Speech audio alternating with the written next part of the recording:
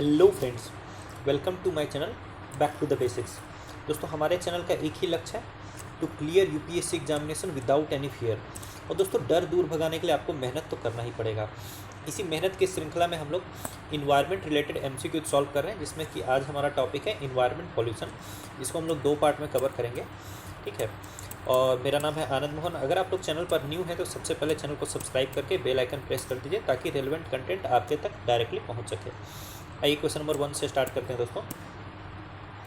देखिए, consider the following factors of environmental pollution: radioactivity, heavy metal salts, glass, pollen from plants, stratospheric ozone. Statement है, which of the following factors contribute to environmental pollution. दोस्तों, environmental pollution, stratospheric ozone, पहली बात, troposphere में ही जो ozone है उसको हम लोग बोलते हैं बैड ओजोन। और स्ट्रेटोस्फेयर का ओजोन तो क्या है दोस्तों, हमें अल्ट्रावायलेट रेड से प्रोटेक्ट कर रहा है। तो स्ट्रेटोस्फेरिक ओजोन किसी भी रूप में पॉल्यूटेंट तो नहीं है। फिर पॉलन फ्रॉम प्लांट्स, हाँ ये बिल्कुल पॉल्यूटेंट है, ये अस्थमा वगैरह को इंक्रीज कर सकता है। ग्लास जो है वो आपका एयर या वाटर को पोल्यूट कर सकता है। हैवी मेटल भी एयर वाटर को, सॉइल सबको पोल्यूट कर सकता है। रेडियो एक्टिविटी भी आपका एयर वाटर सभी को पोल्यूट कर सकता है दोस्तों। तो इस सिंपल क्वेश्चन है 1 2 3 4, इसका राइट आंसर हो जाएगा ऑप्शन नंबर सी।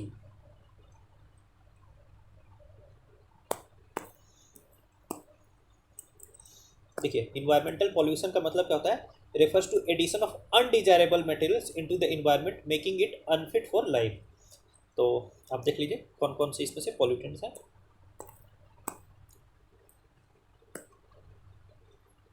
आइए दोस्तों, क्वेश्चन नंबर 2 देखते हैं। In the context of air pollution which of the following statements given below is are incorrect. तो इनकरेक्ट स्टेटमेंट बताना है with respect to air pollution, ठीक है। पहला देखिए, aluminium silicate is a major component of fly ash. तो दोस्तों, जो फ्लाई एश होता है यानी कोयला वगैरह को बर्न करने से जो राख मिलती है, ठीक है, उसको फ्लाई एश बोलते हैं। और इसमें सबसे ज़्यादा जो है एल्यूमिनियम सिलिकेट ही होता है, सबसे ज़्यादा कंपोनेंट एल्यूमिनियम सिलिकेट का ही होता है। उसके बाद इसमें सिलिकॉन डाइऑक्साइड, कैल्शियम ऑक्साइड वगैरह भी पाए जाते हैं, बट मेनली इसमें एल्यूमिनियम सिलिकेट होता है। तो ये तो करेक्ट है। दूसरा देखिए, replacing cement with fly ash aggravates the pollution levels. दोस्तों, अगर फ्लाई एश को सीमेंट में मिक्स करेंगे, यानी इधर उधर थ्रो नहीं करेंगे, इधर उधर थ्रो नहीं करेंगे, सीमेंट में मिक्स करेंगे, तो इससे हमारा पॉल्यूशन क्या होगा, डिक्रीज होगा। तो सेकेंड स्टेटमेंट गलत है। Replacing cement with fly ash decreases the pollution levels. तीसरा देखिए, fly ash largely hampers the productivity of the crops. दोस्तों, ये भी गलत है। फ्लाई एश कहीं ना कहीं प्रोडक्टिविटी ऑफ द क्रॉप्स को बढ़ाता है, ठीक है, तीसरा गलत है। फ्लाई एश में ऑर्गेनिक कार्बन, ध्यान से सुन लीजिए, ऑर्गेनिक कार्बन और नाइट्रोजन यानी नाइट्रेट वगैरह के अलावा सारे आपके न्यूट्रिएंट्स होते हैं जो कि प्लांट को चाहिए। ऑर्गेनिक कार्बन यानी ह्यूमस छोड़ दीजिए, नाइट्रोजन के जो फर्टिलाइजर्स है नाइट्रेट वगैरह उसको छोड़ दीजिए, बाकी सारा कुछ इसमें पाया जाता है, ठीक है, बाकी सारा चीज़ इसमें पाया जाता है जो कि प्लांट के लिए इंपॉर्टेंट है। तो ये कहीं ना कहीं क्रॉप के लिए प्रोडक्टिविटी को बढ़ाएगा। हाँ, मतलब इसका लेकिन तरीके से यूज करना होगा, ये नहीं कि पूरे एग्रीकल्चरल फील्ड पर डंप कर दिया आपने फ्लाई एश, ऐसे ही वैसे नहीं। तो सेकेंड और थर्ड आपका दोनों इनकरेक्ट है दोस्तों। तो right answer will be option number B 2 and 3 only.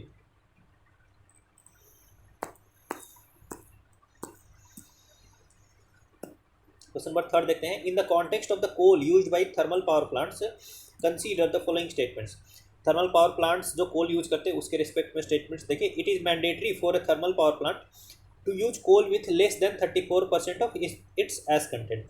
देखिए, 2014 में एक रेगुलेशन आई थी, उस रेगुलेशन के अकॉर्डिंग जितने भी थर्मल पावर प्लांट्स हैं उनको वैसा कोल यूज करना था जिसका एस कंटेंट 34% से कम हो, ठीक है। अब चूंकि इंडियन कोल का एस कंटेंट दोस्तों 40 से 45% होता है मिनिमम, ठीक है, इसीलिए ये लोग क्या करने लगे, इंपोर्ट करना शुरू कर दिए और इंडियन कोल की मार्केट वैल्यू खत्म हो गई, ठीक है। इसीलिए दोस्तों इस रेगुलेशन को हटा दिया गया है, इस रेगुलेशन को हटा दिया गया है। अब वैसे कोल को भी यूज किया जा सकता है जिसमें कि एस कंटेंट 34% से भी ज़्यादा हो, ठीक है।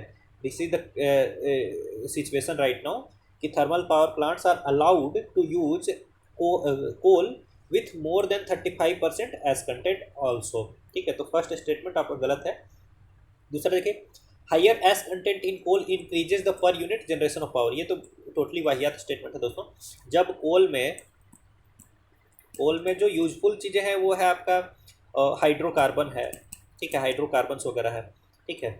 और जो एस है या मॉइस्चर है ये सब यूजलेस चीज़ें हैं। अगर एस या मॉइस्चर ज़्यादा है तो वो हमारे पर unit generation per unit power extra नहीं देगा, कम देगा वो, ठीक है। तो सेकेंड स्टेटमेंट आपका रॉन्ग है।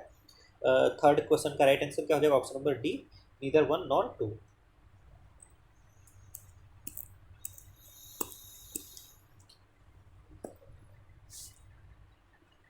आइए दोस्तों, कंसीडर द फॉलोइंग पेयर्स। तो ये कुछ टेक्नोलॉजी है जो थर्मल पावर प्लांट्स में यूज किए जाते हैं पॉल्यूशन को कम करने के लिए, जैसे फ्लू गैस डिसल्फराइजेशन। तो ये क्या हाइड्रोजन सल्फाइड के लिए यूज होता है? नहीं, ये यूज होता है सल्फर डाइऑक्साइड के लिए, सल्फर डाइऑक्साइड के लिए, ठीक है। सल्फर डाइऑक्साइड के पॉल्यूशन को कम करने के लिए फ्लू गैस डिसल्फराइजेशन को यूज किया जाता है। और इसके लिए दोस्तों यूज किया जाता है लाइम की स्लरी, लाइम की स्लरी को यूज किया जाता है। दूसरा देखिए, सिलेक्टिव कैटेलिटिक रिडक्शन। दोस्तों सिलेक्टिव कैटेलिटिक रिडक्शन अमोनिया के लिए यूज नहीं होता है, ये नाइट्रोजन डाइऑक्साइड के लिए होता है। वहाँ से अमोनिया नहीं निकल रही, पहली बात तो ये आप समझ लीजिए, वहाँ से निकल रहा है नाइट्रोजन के ऑक्साइड्स। तो नाइट्रोजन डाइऑक्साइड के लिए यूज होता है selective catalytic reduction. Nitrogen dioxide के पॉल्यूशन को कम करने के लिए यूज किया जाता है सेलेक्टिव कैटेलिटिक रिडक्शन। तीसरा देखिए, इलेक्ट्रोस्टैटिक प्रेसिपिटेटर। ये बिल्कुल स्मोक और डस्ट वगैरह को अपने में चिपका लेता है दोस्तों ये, ठीक है। ये चार्ज प्लेट होता है, जैसे कि ये पॉजिटिव निगेटिव। तो ये क्या होता है, जो धुआं इधर से जा रहा है, धुआं का जो पार्टिकल्स है वो प्लस या माइनस पॉजिटिव या निगेटिवली चार्ज हो जाते हैं। अगर पॉजिटिवली चार्ज हो गए तो वो निगेटिवली चार्ज प्लेट पर जाकर के चिपक जाएंगे ऐसे करके, ठीक है। तो यही है इलेक्ट्रोस्टैटिक प्रेसिपिटेटर। स्क्रबर्स भी कुछ इसी तरह का काम करता है दोस्तों, और ये डस्ट एंड गैस पार्टिकल्स के लिए काम करता है।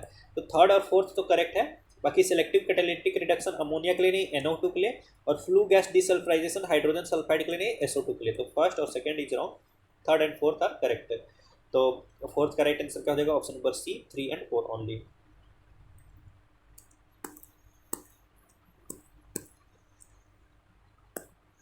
Consider the following statements regarding ammonia pollution. तो दोस्तों अमोनिया पॉल्यूशन के रिगार्डिंग इनकरेक्ट स्टेटमेंट आपको आइडेंटिफाई करना है।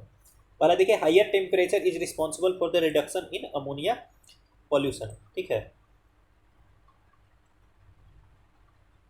तो ये स्टेटमेंट बिल्कुल गलत है दोस्तों। जब हायर टेम्परेचर होता है तो अमोनिया का पॉल्यूशन बढ़ता है कहीं ना कहीं। देखिए, जो फर्टिलाइजर्स खेत में दिए गए हैं वो फर्टिलाइजर्स वोलेटाइल होते हैं,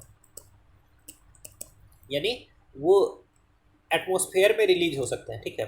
अब इनकी वोलेटिलिटी बढ़ जाएगी जब भी टेम्परेचर बढ़ेगा। तो टेम्परेचर हाई रहेगा तो वो फर्टिलाइजर से खूब सारा अमोनिया क्या होगा, रिलीज होगा और एटमॉस्फेयर में आ जाएगा। तो higher temperature is responsible for the increase in ammonia pollution, hence first statement is wrong. दूसरा देखिए, the Indus and Indo Gangetic plains have recently been identified as the hotspot of ammonia pollution. तो दोस्तों recently एक सर्वे किया गया था जिसमें ये पता लगाया गया कि इंडो गैंगेटिक प्लेन्स है जो, यानी कि ये पूरा एग्रीकल्चरल एरिया है इंडिया का, यहाँ पर अमोनिया पॉल्यूशन खूब होता है, ठीक है। तो ये तो पार्ट बिल्कुल करेक्ट है, बट इंडस बेसिन के बारे में ऐसा कोई सर्वे नहीं किया गया है, ठीक है, इसलिए सेकंड स्टेटमेंट आपका रॉन्ग है। तीसरा देखिए, increase precipitation aggravates the level of ammonia pollution in the environment. दोस्तों जिस तरह से मैंने बोला कि हाई टेम्परेचर के कारण अमोनिया पॉल्यूशन बढ़ जाएगा, लेकिन इंक्रीज रेनफॉल, अगर ज़्यादा रेन होता है दोस्तों तो वो एक तरीके से ऐसा भी सोचे कि टेम्परेचर भी कम करके रखेगा, ठीक है, और वोलेटिलिटी को कम कर देगा, फर्टिलाइजर्स के वोलेटिलिटी को कम कर देगा, ठीक है। तो अमोनिया पॉल्यूशन घट जाएगा। इंक्रीज प्रेसिपिटेशन एग्रेवेट नहीं करेगा, डिक्रीज करेगा level of ammonia pollution in the environment को। तो थर्ड स्टेटमेंट इज रॉन्ग। तो फिफ्थ में basically all the statements are incorrect, hence right answer is option number D, 1, 2 and 3।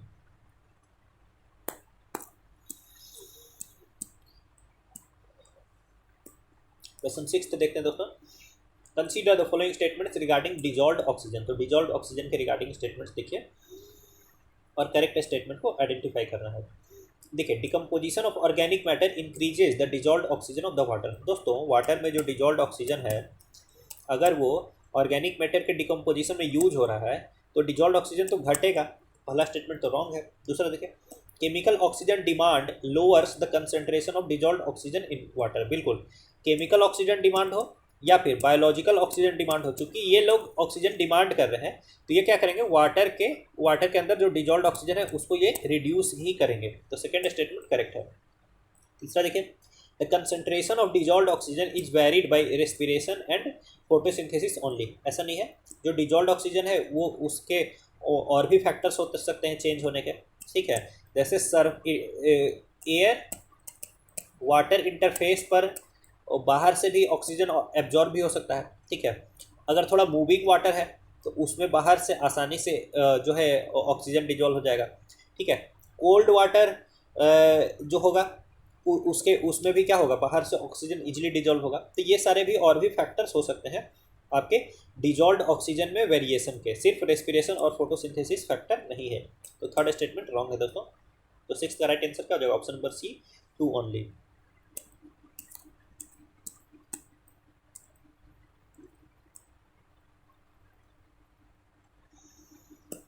Question number 7 देखते हैं, consider the following factors regarding burning of stubble. तो stubble burning के respect में statements देखिए, ठीक है। Which of the factors mentioned above are responsible for the burning of stubble by the farmers. यानी इनमें से कौन से फैक्टर्स रिस्पॉन्सिबल हैं स्टबल बर्निंग के लिए। पहला देखिए दोस्तों, पहला स्टेटमेंट है use of combine harvester. Use of combine harvester, तो बिल्कुल कंबाइन हार्वेस्टर ऐसी मशीन है दोस्तों जो कि फसल को ऐसे ऊपर से काटते चली जाती है और नीचे स्टबल छोड़ देती है, ठीक है। रूट और थोड़ा सा तना उसको वहीं पर छोड़ देती है। तो इसके कारण ही तो स्टबल की समस्या हो रही है, ठीक है। तो ये तो स्टबल बर्निंग का एक रीजन है। दूसरा देखिए पैडी ट्रांसप्लांटेशन। तो पैडी ट्रांसप्लांटेशन से स्टबल बर्निंग का कोई लेना देना नहीं है दोस्तों। फिर देखिए इंटेंसिफिकेशन ऑफ क्रॉप्स। तो दोस्तों इंटेंसिफिकेशन ऑफ क्रॉप कहीं ना कहीं स्टबल बर्निंग का रीजन है, ठीक है। इंटेंसिफिकेशन का मतलब क्या होता है, जैसे कि आपने राइस लगाई है, ठीक है, फिर आपको वीट लगाना है, फिर आपको कोई और क्रॉप लगाना है, एक साल मान लीजिए तीसरा क्रॉप भी लगाना है, ठीक है, थर्ड क्रॉप, ठीक है। तो अब राइस लगाने के बाद अब स्टबल हटाने के लिए मान लीजिए आपको लगेगा 15 से 20 दिन, ठीक है। राइस का हार्वेस्टिंग करने के 15 से 20 दिन लगेगा आपको स्टबल हटाने में, लेकिन वीट आपको लगाना है राइस के मात्र 10 दिन के बाद। यानी क्रॉप इंटेंसिफिकेशन ज़्यादा है, ठीक है। तो क्रॉप इंटेंसिफिकेशन ज़्यादा है तो भाई 15 से 20 दिन चूँकि आपके पास है नहीं, तो आप सीधा क्या करोगे, स्टबल को आग लगा दोगे, 1 से 2 दिन में खेत खाली और तुरंत वीट लगाने के लिए खेत आपका रेडी हो जाएगा, ठीक है। तो इंटेंसिफिकेशन ऑफ क्रॉप कहीं ना कहीं इसके लिए रिस्पॉन्सिबल है। तो पहला रिस्पॉन्सिबल है, थर्ड रिस्पॉन्सिबल है। फोर्थ देखिए शॉर्ट ड्यूरेशन राइस कल्टीवेशन। अगर दोस्तों राइस कल्टीवेशन जो 3 मंथ में हो रहा है फॉर एग्जांपल, वो मान लीजिए यानी 90 डेज में हो रहा है, वो अगर 80 डेज में ही होने लगेगा तो आपके पास तो एक्स्ट्रा टाइम मिलेगा ना स्टबल को हटाने का। तो शॉर्ट ड्यूरेशन राइस कल्टीवेशन कहीं ना कहीं स्टबल बर्निंग के अगेंस्ट काम करता है, तो फोर्थ गलत है। और क्रॉप डाइवर्सिफिकेशन का भी एज सच कुछ डायरेक्टली स्टबल बर्निंग से लेना देना नहीं है, तो फिफ्थ भी नहीं होगा। तो सेवेंथ में स्टबल बर्निंग के लिए रिस्पॉन्सिबल सिर्फ 1 और 3 होंगे, ऑप्शन नंबर बी।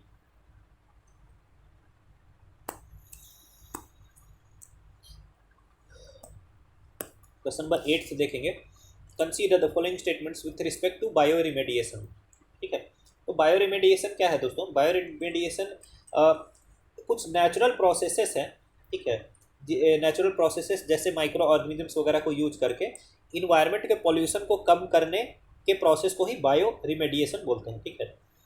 तो बायो रिमेडिएशन के अलग अलग थोड़े टाइप हैं, जैसे bioaugmentation is an ex situ bioremediation technique that enhances the degradation process.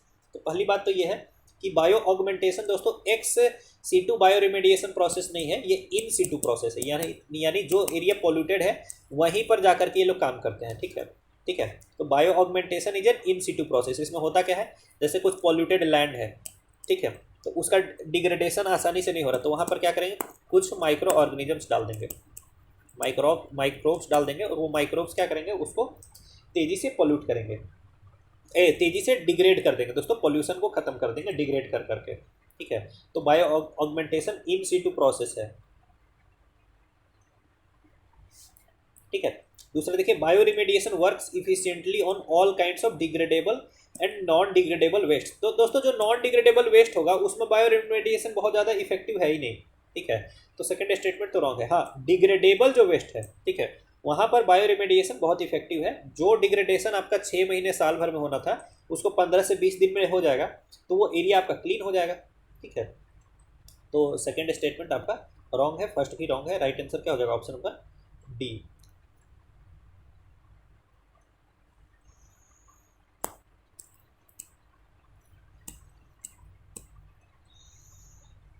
आइए क्वेश्चन नंबर 9 देखते हैं।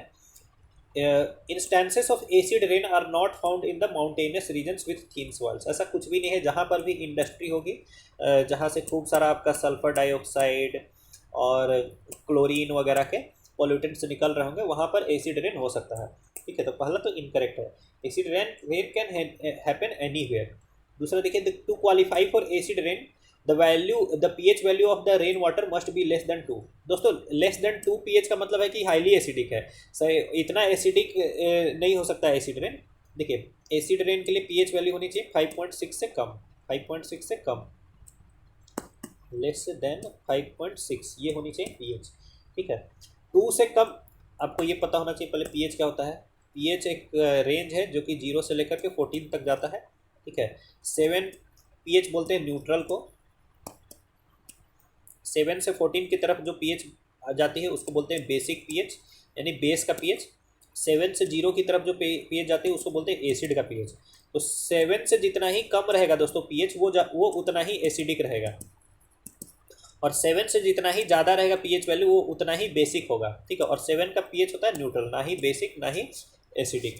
और 2 pH दोस्तों लेस देन 2 बहुत हाईली एसिडिक है। इतना एसिडिक मतलब एक एसिड रेन का इतना एसिडिक होना मतलब बहुत ज़्यादा पॉसिबल नहीं है। ठीक है, तो पहला गलत है, दूसरा भी गलत है। 9th का राइट आंसर क्या हो जाएगा? Option number D, neither 1 not 2।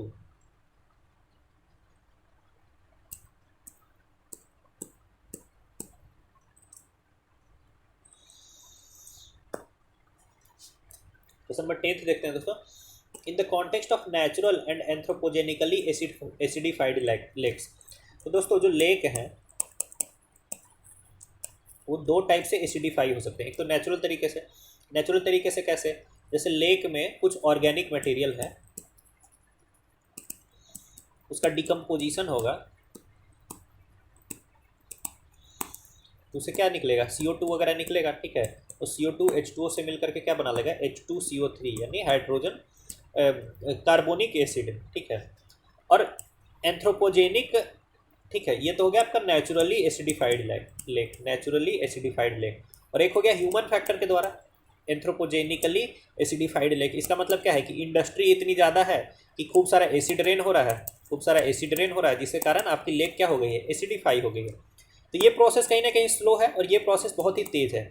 ये process in tune with nature है, यानी नेचर के खिलाफ नहीं है। Natural acidification of lake is in tune with nature. But दोस्तों जो ये आर्टिफिशियल एसिडिफिकेशन या एंथ्रोपोजेनिक एसिडिफिकेशन है वो कहीं ना कहीं लेक इकोलॉजी के लिए बहुत ज़्यादा नुकसानदेह है। पहला देखिए, the concentration of dissolved carbon is high in the former while low in the latter. बिल्कुल, जो नेचुरली एसिडिफाइड लेक है दोस्तों, आप उसमें देख रहे हैं कि उसका एसिडिफिकेशन का शुरुआत ही ऑर्गेनिक मैटर के कारण हुआ है। तो हाँ, इसमें ऑर्गेनिक मैटर यानी कि कार्बन जो है वो ज़्यादा होगा। लेकिन जो एंथ्रोपोजेनिक आपका एसिडिफाइड लेक है उसमें कार्बन की मात्रा उतनी ज़्यादा नहीं रहेगी। तो पहला स्टेटमेंट तो करेक्ट है। दूसरा देखिए, the transparency of water is lower in case of naturally acidified lakes while high in case of the latter. बिल्कुल, तो दोस्तों जो नेचुरली एसिडिफाइड लेक है ना उसका ट्रांसपेरेंसी थोड़ा कम रहेगा, वो येलोइश टाइप कलर रहेगा इसका। और ये जो एंथ्रोपोजेनिकली एसिडिफाइड लेक है दोस्तों, ये देखने में बिल्कुल ट्रांसपेरेंट लगेगा। ठीक है, ये देखने में बिल्कुल ट्रांसपेरेंट लगेगा। तो सेकेंड स्टेटमेंट भी बिल्कुल आपका करेक्ट है। तीसरा देखिए, बोथ आर वेल बफर्ड, यानी नेचुरल और ह्यूमन दोनों के बारे में बोल रहा है कि दोनों वेल बफर्ड होते हैं and are abundant with different species and rich aquatic life. तो दोस्तों पहली बात तो क्या है? बफरिंग। आप समझ लीजिए, मान लीजिए कि वाटर है जिसकी pH है फॉर एग्जांपल 6.7। ठीक है, और यहाँ पर खूब सारा एसिड गिरने लगा, एसिड आ गया।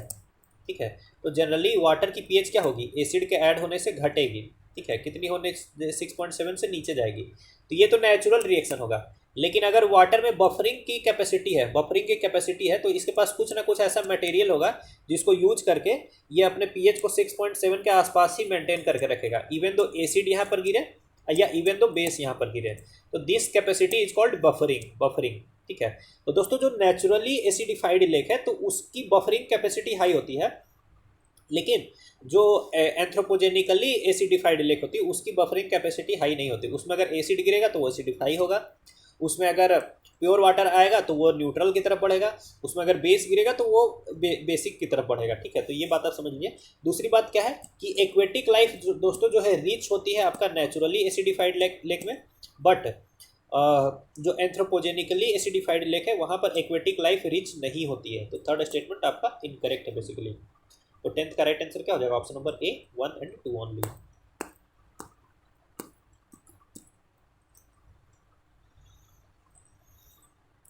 क्वेश्चन नंबर 11 देखते हैं दोस्तों।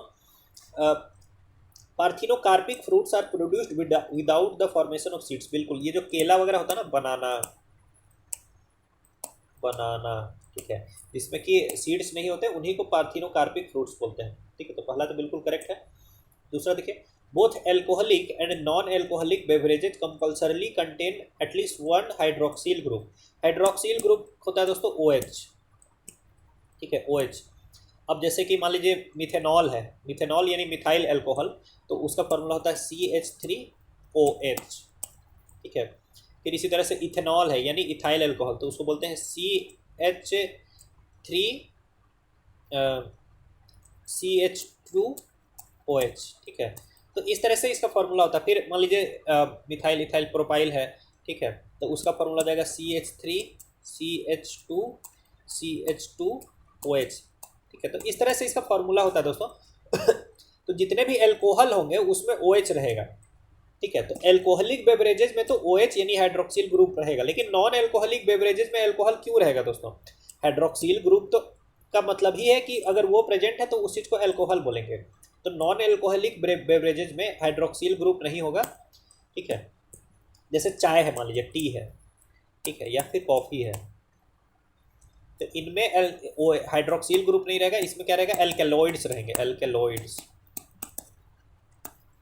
निकोटीन, कैफीन, ये सब क्या है? एल्केलॉइड्स है, हाइड्रोक्सिल ग्रुप नहीं है ये सब। तो सेकेंड स्टेटमेंट इनकरेक्ट है। 11th का राइट आंसर क्या हो जाएगा? Option number A, 1 only.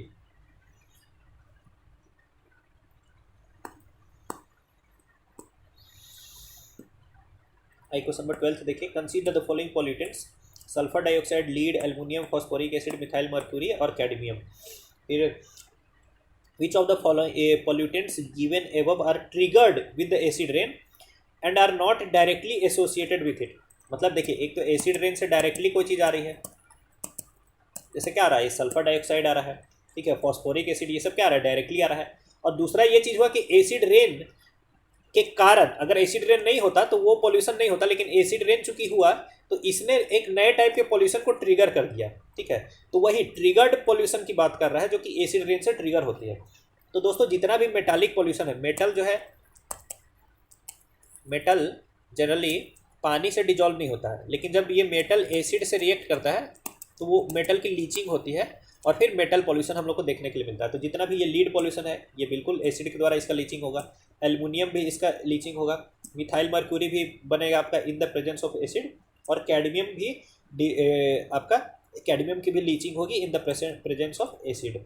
तो एसिड रेन के केस में आपका मैक्सिमम जो मेटल पॉल्यूशन है वो हम लोग को देखने के लिए मिलेगा। तो राइट आंसर क्या हो जाएगा इसका? 2, 3, 5 and 6, 2, 3, 5 and 6। बाकी सल्फर डाइऑक्साइड और फॉस्फेरिक एसिड तो डायरेक्ट कॉन्सिक्वेंस है एसिड रेन का। ठीक है, लेकिन lead, aluminium, methyl mercury, cadmium, ये सब जो मेटालिक पॉल्यूशन है ये एसिड रेन के द्वारा ट्रिगर होंगे, एसिड रेन के द्वारा ट्रिगर होंगे। तो राइट आंसर इसका हो जाएगा option number B, 2, 3, 5 and 6।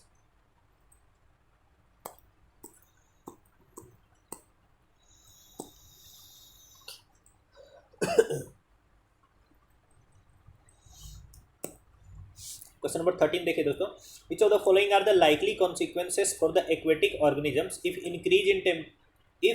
The increase in the temperature of the water body. यानी वाटर बॉडी का टेम्परेचर अगर इंक्रीज होता है, ठीक है, तो उसके एक्वेटिक ऑर्गेनिजम्स पर क्या क्या प्रभाव पड़ेगा। तो पहला देखिए, इंक्रीज एंजाइम एक्टिविटी। तो सबसे पहले बात आप ये समझ लीजिए कि जब टेम्परेचर बढ़ता है दोस्तों तो एंजाइम जो है डीनेचर होने लगते हैं।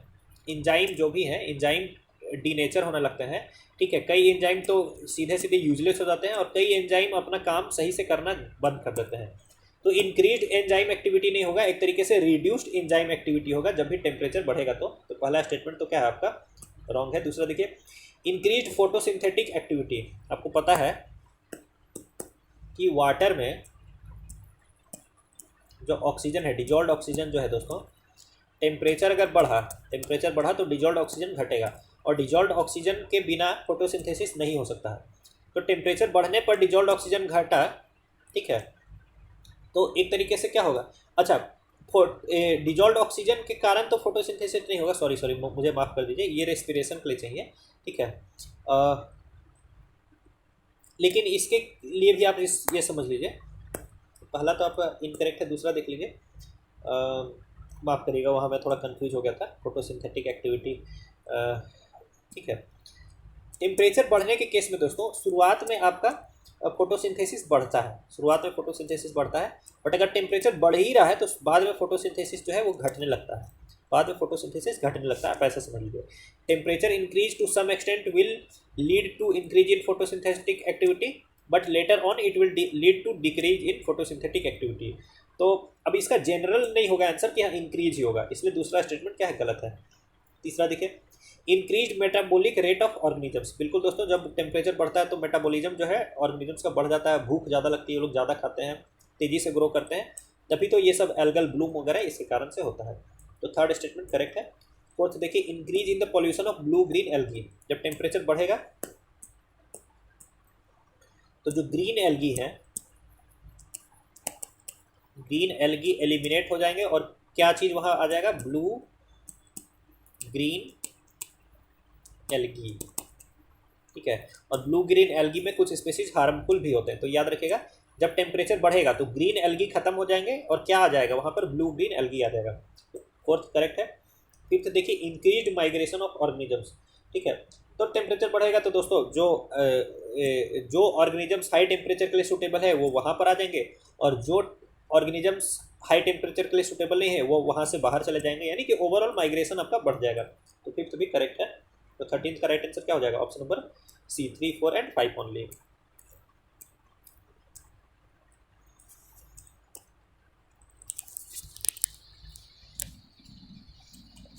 अब क्वेश्चन नंबर 14 देखते हैं दोस्तों।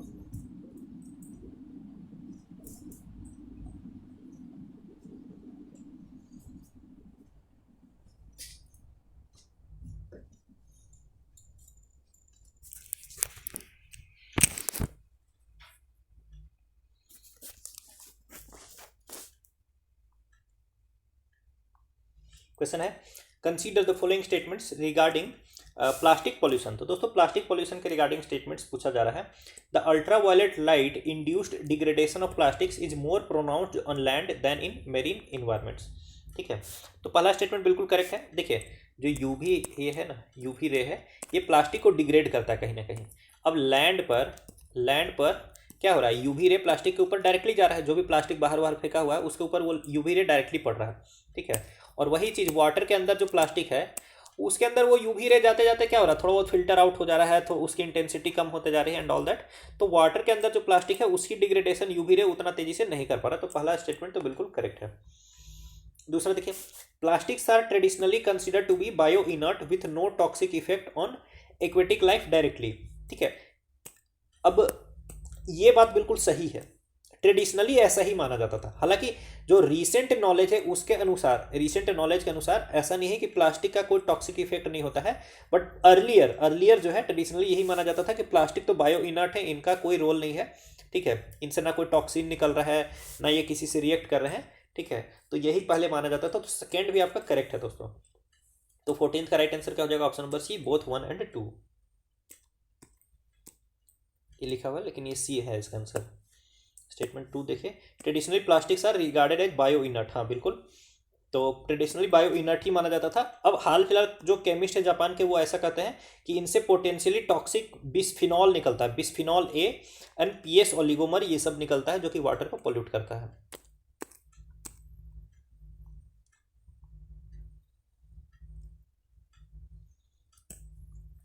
क्वेश्चन नंबर 15 देखेंगे, कुछ वेस्ट ट्रीटमेंट प्रोसेसेस हैं और उसके फीचर्स दिए गए हैं। तो पहला बोला सैनिटरी लैंडफिल्स, उसके कारण बोला है लीचिंग होता है, तो ये नहीं है दोस्तों। एक होता है नॉर्मल लैंडफिल। लैंडफिल का मतलब क्या है कि बड़ा सा एरिया जहाँ पर कि वेस्ट वगैरह को थ्रो कर दिया गया है, ठीक है। तो वेस्ट को थ्रो करने से क्या होता है कि जब उसमें बरसात होती है कुछ भी, तो ये वेस्ट से बहुत सारे हैवी मेटल्स वगैरह लीच करते हैं, नीचे लीच कर जाते हैं। ठीक है। तो ये तो नॉर्मल लैंडफिल में होता है। तो इसी प्रॉब्लम को दूर करने के लिए हम लोग बनाते हैं सैनिटरी लैंडफिल। तो नीचे जो ग्राउंड का लेयर है ना, उसको सील कर देते हैं हम लोग, इसको सील कर देते हैं। तो फिर यहाँ पर लीचिंग नहीं होती। तो पहला स्टेटमेंट गलत है, सैनिटरी लैंडफिल्स में लीचिंग नहीं होती, नॉर्मल लैंडफिल्स में लीचिंग होती है। दूसरा देखिए, वर्मी कल्चर में बोल रहा है फंगाई एंड बैक्टीरिया यूज होता है, तो ये भी गलत है। वर्मी कल्चर में आपको पता है कि वर्म यूज होता है, कौन सा, अर्थवर्म यूज होता है, अर्थवर्म यूज होता है।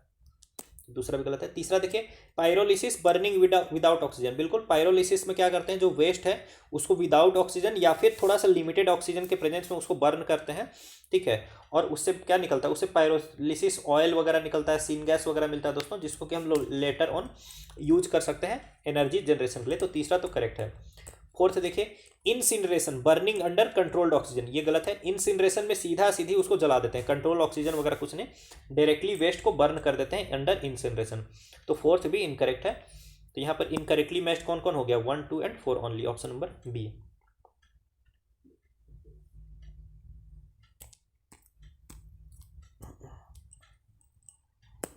क्वेश्चन नंबर 16 देखेंगे, which of the statements given below is least appropriate in relation to composting. तो कंपोस्टिंग के रिस्पेक्ट में कौन सा स्टेटमेंट लीस्ट करेक्ट है, वो आपको देखना है। तो पहला देखिए, composting is considered good for the growth of plants, बिल्कुल ये तो करेक्ट ही है। Composting is the degradation of organic waste carried out by micro organisms, बिल्कुल। तो कंपोस्टिंग में क्या होता है, जो अर्थवर्म, माइक्रो ऑर्गेनिजम्स, ये सब क्या करते हैं, ऑर्गेनिक वेस्ट को डिग्रेड करके क्या बना देते हैं, फर्टिलाइजर्स, मैन्योर बना देते हैं। तो दूसरा भी करेक्ट है। तीसरा देखिए, कंपोस्टिंग इज डन इधर इन एब्सेंस ऑफ ऑक्सीजन और under controlled levels of oxygen, ये सब कुछ नहीं है, ये डायरेक्टली प्रेजेंस ऑफ ऑक्सीजन में ही किया जाता है प्रोसेस, ठीक है, एकदम ओपन में किया जाता है कंपोस्टिंग, ठीक है। तो ये absence of oxygen, controlled levels of oxygen, ये सब कुछ नहीं है दोस्तों, ये तो पायरोलिसिस वाली बात हो गई, ठीक है। तो तीसरा गलत है। डी देखिए, the moisture retaining capability of soil is enhanced post the composting process, बिल्कुल। जो कंपोस्ट से क्या मिलता है दोस्तों, हम लोग को ह्यूमस मिलता है, ठीक है, मतलब न्यूट्रिएंट्स तो मिलते ही हैं, साथ के साथ ह्यूमस मिलता है, और ह्यूमस क्या करता है, सॉइल की वाटर रिटेनिंग कैपेबिलिटी को बढ़ा देता है। तो डी करेक्ट है। तो यहाँ इनकरेक्ट कौन सा है, ऑप्शन नंबर सी है। तो ये हो जाएगा हम लोग का राइट आंसर।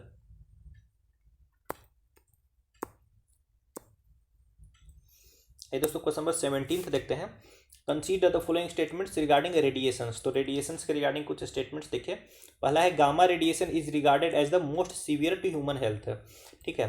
तो ये बात बिल्कुल सही है। जैसे अल्फा, बीटा, गामा है, तो अल्फा थोड़ा सा पेनेट्रेट कर पाता है, बीटा थोड़ा और पेनेट्रेट कर पाता है, और गामा बहुत ज़्यादा पेनेट्रेट करता है दोस्तों। ये बिल्कुल आयोनाइजिंग रेडिएशन है, ठीक है, ये आपका मॉलिक्यूल को ब्रेक वगैरह भी कर सकता है, ठीक है। तो gamma radiation is regarded as the most severe to human health, ठीक है। तो ये बिल्कुल सही स्टेटमेंट है। दूसरा देखिए, ultraviolet radiations are an example of short wave non ionizing radiations, बिल्कुल। देखिए, नॉन आयोनाइजिंग रेडिएशन का मतलब क्या होता है कि ये ज़्यादा दूर पेनिट्रेट नहीं कर पाते हैं, बस हाँ जिससे ये रिएक्ट कर जाएंगे, ठीक है, जिससे रिएक्ट कर जाएंगे, बस वहीं पर थोड़ा बहुत डैमेज देंगे, ठीक है। Ultraviolet radiations are an example of short wave. तो ये कहाँ से आता है, सन से आता है ना, सन से ऊपर से जो रेडिएशन आ रहा है आपको, उसको हम लोग बोलते हैं ISWSR, incoming short wave solar radiation, incoming short wave solar radiation, यानी ये शॉर्ट वेव है। तो अल्ट्रावायलेट रेज आपको पता है कि ये सन के साथ आता ही है, तो ये क्या है, एक तरीके से शॉर्ट वेव है। तो ये शॉर्ट वेव तो है ही है, और साथ के साथ ये नॉन आयोनाइजिंग रेडिएशन है दोस्तों। ये जहाँ पर भी जिस भी लेयर पे पेनिट्रेट करता है उसको आयोनाइज नहीं करता है, ठीक है। तो सेकेंड भी आपका करेक्ट है। 17 का राइट आंसर क्या हो जाएगा, option number C, both 1 and 2।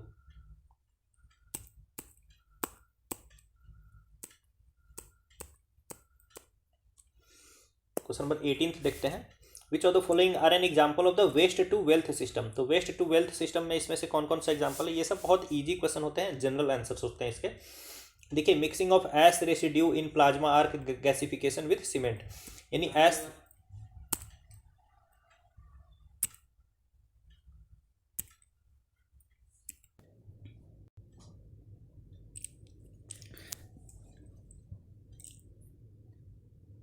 तो ये दोस्तों, ये जो एस रेसिड्यू को अगर हम लोग सीमेंट में मिक्स करते हैं तो ये कहीं ना कहीं वेस्ट को वेल्थ में कन्वर्ट कर रहे हैं, तो ये पहला बिल्कुल करेक्ट है। दूसरा देखिए, pyrolysis oil obtained from heating of polymers, बिल्कुल ऐसे तो क्या होता है, वेस्ट होता है, अब वो ऑयल बन गया जिसको कि हम लोग यूज कर सकते हैं, तो सेकेंड करेक्ट है। तीसरा देखिए production of syngas in the biogas digester. तो सीन गैस में क्या होता है आपका, ये भी फ्यूल की तरह ही काम करता है दोस्तों। तो अदरवाइज ये क्या हो जाता है, वेस्ट होता है, तो उसको हम लोग सीन गैस में कन्वर्ट कर लिए हैं। अब इसमें क्या है आपका नेचुरल गैस वगैरह है जिसको कि यूज किया जा सकता है फ्यूल के लिए। तो थर्ड भी करेक्ट है। तो 18th का राइट आंसर क्या हो जाएगा, ऑप्शन नंबर डी 1, 2 एंड 3। और दोस्तों क्वेश्चन नंबर 19th देखते हैं। Consider the following statements regarding persistent organic pollutants. Persistent organic pollutants वैसे पॉल्यूटेंट्स होते हैं, मतलब एक तो ऑर्गेनिक होने चाहिए यानी उसमें कार्बन होना चाहिए, ठीक है। दूसरी बात क्या होना चाहिए कि ये परसिस्टेंट होने चाहिए यानी नॉन डिग्रेडेबल टाइप के होने चाहिए। तो देखिए organochlorides are an example of persistent organic pollutants. तो ये बिल्कुल करेक्ट स्टेटमेंट है, ठीक है। ऑर्गेनोक्लोराइड्स जैसे DDT वगैरह आपका क्या है, DDT, मिथॉक्सीक्लोर, क्लोरडेन, ये सब क्या है, परसिस्टेंट ऑर्गेनिक पॉल्यूटेंट है जो कि ऑर्गेनोक्लोराइड टाइप का है, ठीक है। दूसरा देखिए the regulation of persistent organic pollutant in India is done under the environment protection act 1986। तो ये भी बिल्कुल करेक्ट है दोस्तों। और इंटरनेशनल लेवल पर क्या स्कीम चलती है, स्टॉकहोम कन्वेंशन।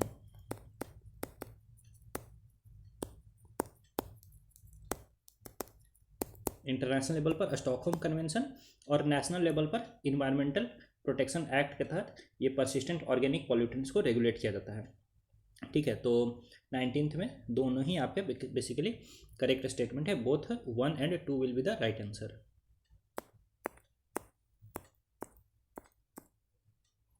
अब देखिए ये क्वेश्चन नंबर 20 है दोस्तों। अब चलिए इस सेशन को यहीं 20 क्वेश्चन तक ही रखते हैं।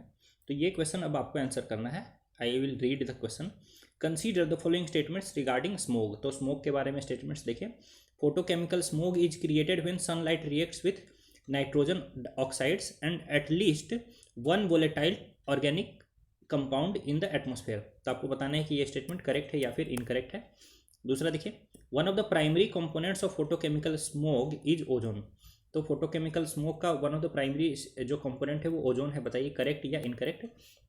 फिर तीसरा देखिए sulphurous smoke results from A high concentration of sulphur oxides in the air is aggravated by dampness and a high concentration of suspended particulate matter in the air।